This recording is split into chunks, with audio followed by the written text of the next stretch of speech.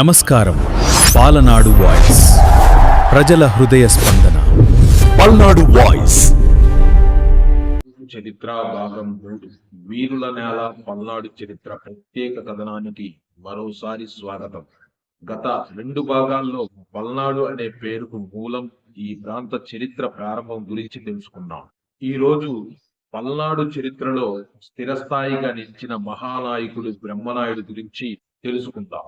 తెలుగు చరిత్రలో కొంతమంది వ్యక్తులు కేవలం రాజులుగా, సేనాధిపతులుగా మాత్రమే కాదు, తమ ఆలోచనలతో యుగాలను ప్రభావితం చేసిన మహనీయులుగా నిలిచారు. అలాంటి మహనీయుల్లో బ్రహ్మనాయుడు ఒకరు. బ్రహ్మనాయుడు పల్నాడు రాజ్యంలో ప్రముఖ మంత్రి, యుద్ధ వ్యూహకర్త, ప్రజాహితాన్ని కాంక్షించిన నాయకుడిగా చరిత్రలో గుర్తింపు పొందారు. ఆయన దూరదృష్టి, పరిపాలనా నైపుణ్యం, ధైర్య సాహసాలు పల్నాడు రాజ్యాన్ని చారిత్రక కథనాలు చెబుతాయి. కానీ బ్రహ్మనాయుడిని స్థిరస్థాయిగా నిలిపింది ఆయన పరిపాలన ప్రతిభ మాత్రమే కాదు, సమాజంలో సమానత్వ భావనను ఆచరణలో చూపాలనే సంకల్పం కూడా.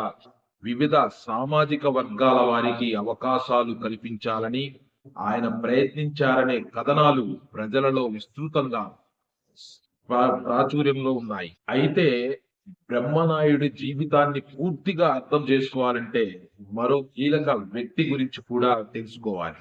ఆమె పేరు నాగమ్మ. ఆమె పాత్ర, ఆమె రాజకీయ చాతుర్యం, బ్రహ్మనాయుడితో ఏర్పడిన విభేదాలు పల్నాడు చరిత్రలో కీలక మలుపుకు కారణమయ్యాయి. బ్రహ్మనాయుడు ఒక వ్యక్తి మాత్రమే కాదు, ఒక ఆలోచన, ధర్మం, నాయకత్వం, సమానత్వం, ప్రజాసేవకు ప్రతీకగా నిలిచిన చారిత్రక వ్యక్తిత్వం. మరుసటి భాగంలో నాగమ్మ ఎవరు, ఆమె పాత్ర ఏమిటి, బ్రహ్మనాయుడితో విభేదాలకు అసలు కారణాలేమిటి అనే ఉత్కంఠభరితమైన చారిత్రక అంశాలను తెలుసుకుందాం. అప్పటి వరకు సెలవు. ఇది మీ పల్నాడు వాయిస్. చరిత్ర మన గౌరవం, తెలుగు సంస్కృతి మన బాధ్యత.